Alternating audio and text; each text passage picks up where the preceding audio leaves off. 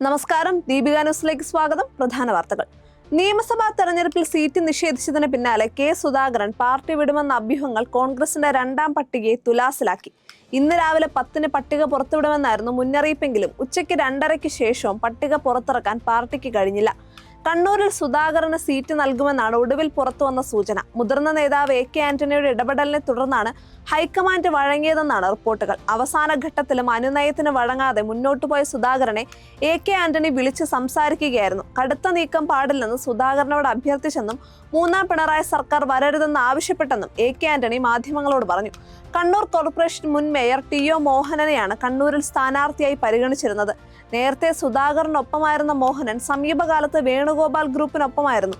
നിയമസഭാ തെരഞ്ഞെടുപ്പിൽ തനിക്കും താൻ നിർദ്ദേശിക്കുന്ന ആളുകൾക്കും സീറ്റ് നൽകാത്തതിൽ കടുത്ത അമർഷത്തിലായിരുന്നു സുധാകരൻ. MP-മാർ മത്സരിക്കേണ്ടെന്ന ഹൈക്കമാൻഡിന്റെ കർശന തീരുമാനത്തിലാണ് കെ സുധാകരന് സീറ്റ് നൽകേണ്ടെന്ന് നേരത്തെ തീരുമാനിച്ചിരുന്നത്. കെ സുധാകരന് സീറ്റ് കൊടുത്താൽ മറ്റ് MP-മാർക്കും സീറ്റ് കൊടുക്കേണ്ടി വരുമെന്ന് സംസ്ഥാന നേതൃത്വം അറിയിച്ചതോടെ സുധാകരന് സീറ്റ് കൊടുക്കേണ്ടതില്ലെന്ന് തീരുമാനിക്കുകയായിരുന്നു. ഇതോടെ സുധാകരൻ പിണങ്ങി നാട്ടിലേക്ക് മടങ്ങിയിരുന്നു. തനിക്ക് സീറ്റില്ലെങ്കിൽ താൻ നിർദ്ദേശിക്കുന്ന ആളുകൾക്കും സീറ്റ് നൽകണമെന്നായിരുന്നു സുധാകരന്റെ പ്രധാന നിർദ്ദേശം. ഇതിനെക്കുറിച്ച് ചർച്ച ചെയ്യാനാണ് വീണ്ടും ഡൽഹിക്ക് പോയത്. എന്നാൽ പാർട്ടി നേതൃത്വം വഴങ്ങാതെ വന്നതോടെയാണ് സുധാകരൻ കടുത്ത തീരുമാനത്തിലേക്ക് നീങ്ങുമെന്ന് സൂചനകൾ വന്നത്. ഇന്ന് 12-ന് മാധ്യമങ്ങളെ കാണുമെന്നും അറിയിച്ചിരുന്നു. ഇതോടെയാണ് AK ആന്റണിയും രമേശ് ചെന്നിത്തലയും അടക്കമുള്ള നേതാക്കൾ പ്രശ്നം തീർക്കാൻ ഇടപെട്ടത്. സീറ്റ് ഉറപ്പിച്ചാൽ ഡൽഹിയിൽ നിന്ന് നാട്ടിലേക്ക് എത്തുന്ന സുധാകരന് വൻ സ്വീകരണം ഒരുക്കാനുള്ള നീക്കത്തിലാണ് അനുയായികൾ. സുധാകരന് സീറ്റ് നൽകുമെന്ന വിവരം പുറത്തു വന്നതോടെ കണ്ണൂർ DCC ഓഫീസിന് മുന്നിൽ അനുയായികൾ പടക്കം പൊട്ടിച്ചിരുന്നു. കണ്ണൂരിൽ കെ സുധാകരന് സീറ്റ് നൽകാമെന്ന് ഹൈക്കമാൻഡ് അറിയിച്ചതിന് പിന്നാലെ കോന്നി സീറ്റിനായി അവകാശവാദം ഉന്നയിച്ച് അടൂർ പ്രകാശ്. മത്സരിക്കാൻ സുധാകരനുള്ള അതേ അർഹത തനിക്കുമുണ്ടെന്നും കോന്നിയിൽ എന്ത് പ്രത്യാഘാതം ഉണ്ടായാലും താൻ ഉത്തരവാദി ആയിരിക്കില്ലെന്നും അടൂർ പ്രകാശ് ഹൈക്കമാൻഡിനെ അറിയിച്ചു. തനിക്ക് സീറ്റ് നൽകിയില്ലെങ്കിൽ പ്രത്യാഘാതം ഉണ്ടാകുമെന്നും അടൂർ പ്രകാശ് മുന്നറിയിപ്പ് നൽകി. നേരത്തെ കോന്നിയിൽ മത്സരിക്കാനില്ലെന്ന് ഫേസ്ബുക്ക് പോസ്റ്റിലൂടെ അടൂർ പ്രകാശ് അറിയിച്ചിരുന്നു. എന്നാൽ കണ്ണൂരിൽ സുധാകരന് സീറ്റ് നൽകുമെന്ന വാർത്തയ്ക്ക് പിന്നാലെ അദ്ദേഹം ഈ പോസ്റ്റ് ഡിലീറ്റ് ചെയ്തിരുന്നു. പെരുമ്പാവൂരിൽ സ്വതന്ത്രനായി മത്സരിക്കാനുള്ള നീക്കവുമായി എൽദോസ് കുന്നപ്പള്ളി. സീറ്റ് നിഷേധിക്കുന്നത് നീതികേടാണെന്നാണ് എൽദോസിന്റെ വാദം. ഡൽഹിയിൽ നിന്ന് തിരിച്ചെത്തിയ എൽദോസ് കുന്നപ്പള്ളി പ്രാദേശിക കോൺഗ്രസ് നേതാക്കളുമായി കൂടിക്കാഴ്ച നടത്തി. എൽദോസിന് സീറ്റ് നൽകണമെന്നാവശ്യപ്പെട്ട് 7 പഞ്ചായത്ത് പ്രസിഡന്റുമാരും മുനിസിപ്പാലിറ്റി ചെയർപേഴ്സണും AICCക്ക് കത്തയച്ചു. സീറ്റ് തടഞ്ഞത് പ്രതിപക്ഷ നേതാവ് VD സതീശനെന്നാണ് എൽദോസ് ക്യാമ്പിന്റെ ആരോപണം. എന്നാൽ എൽദോസിന്റെ കേസ് ഈ മാസം 26-ന് കോടതി പരിഗണിക്കുന്നുണ്ട്. എൽദോസിനെതിരെ കോടതിയിൽ എന്തെങ്കിലും പരാമർശം ഉണ്ടാകുമോ എന്ന ആശങ്കയെ തുടർന്നാണ് ഹൈക്കമാൻഡ് സീറ്റ് നിഷേധിച്ചത്. വെള്ളാപ്പള്ളി നടേശന് വീണ്ടും തിരിച്ചടി. SNDP ഭാരവാഹികളെ അയോഗ്യരാക്കിയ സിംഗിൾ ബെഞ്ചിന്റെ വിധിക്ക് സ്റ്റേ ഇല്ല. വെള്ളാപ്പള്ളി നടേശന്റെ ആവശ്യം ഹൈക്കോടതി ഡിവിഷൻ ബെഞ്ച് തള്ളി. അപ്പീലുകൾ തിങ്കളാഴ്ച വീണ്ടും പരിഗണിക്കും. അപ്പീൽ അടിയന്തരമായി പരിഗണിക്കണമെന്ന ആവശ്യം ചീഫ് ജസ്റ്റിസ് ഉൾപ്പെട്ടിരുന്ന ഡിവിഷൻ ബെഞ്ച് തള്ളിയിരുന്നു. കമ്പനി നിയമത്തിന്റെ ലംഘനം ചൂണ്ടിക്കാട്ടി വെള്ളാപ്പള്ളി അടക്കമുള്ള ഡയറക്ടർമാർ അയോഗ്യരാണെന്ന് ജസ്റ്റിസ് TR രവിയാണ് വിധി പറഞ്ഞത്.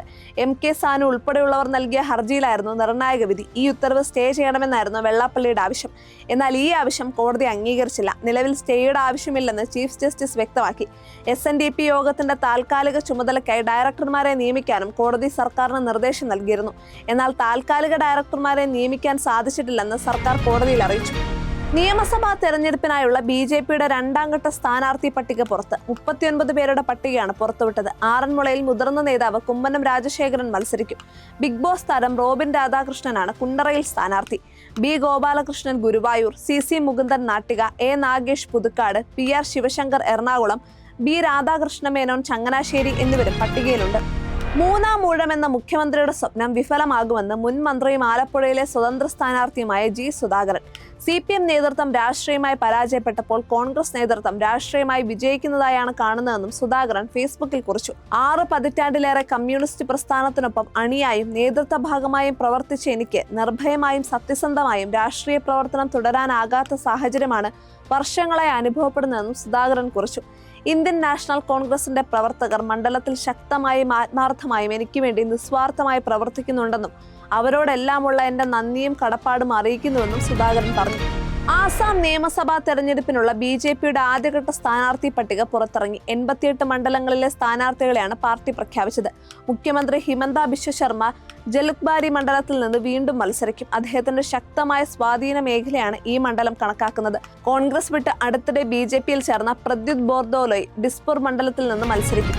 ഡോക്ടർ വന്ദനാദാസ് വധക്കേസിൽ ചെയ്ത കുറ്റങ്ങൾ മനഃപൂർവ്വമല്ലെന്നും എന്ത് പ്രായശ്ചിത്തം ചെയ്യാനും തയ്യാറാണെന്നും പ്രതി സന്ദീപ് കോടതിയിൽ താൻ എന്താണ് ചെയ്തതെന്ന് തനിക്ക് അറിയില്ലെന്നും ശിക്ഷാവിധിയിൽ ഇളവ് നൽകണമെന്നും പ്രായമായ അമ്മയെ കാണാൻ അവസരം നൽകണമെന്നും പ്രതി കോടതിയിൽ അപേക്ഷിച്ചു.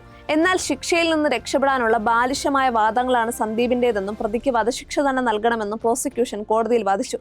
ശിക്ഷ 21 വിധിക്കും. സംസ്ഥാനത്ത് തിങ്കളാഴ്ച വരെ ഇടിമിന്നലോടുകൂടിയ മഴയ്ക്ക് സാധ്യത. തമിഴ്നാടിന് മുകളിലായി കേരളത്തോട് ചേർന്ന് ചക്രവാത ചുഴി നിലനിൽക്കുന്നുണ്ട്. മാന്നാർ കടലെടുക്ക് മുതൽ തമിഴ്നാട് വഴി തെക്കൻ കർണാടകയുടെ ഉൾഭാഗം വരെ ഒരു ന്യൂനമർദ്ദ പാത്തിയും സ്ഥിതി ചെയ്യുന്നു. ഇവയുടെ സ്വാധീന ഫലമായാണ് സംസ്ഥാനത്ത് മഴ ശക്തമാവുന്നത്. ഇതോടുകൂടി പ്രധാന വാർത്തകൾ അവസാനിച്ചു. സത്യസന്ധമായ വാർത്തകൾ അറിയാൻ ദീപിക ന്യൂസ് ഫോളോ ചെയ്യൂ.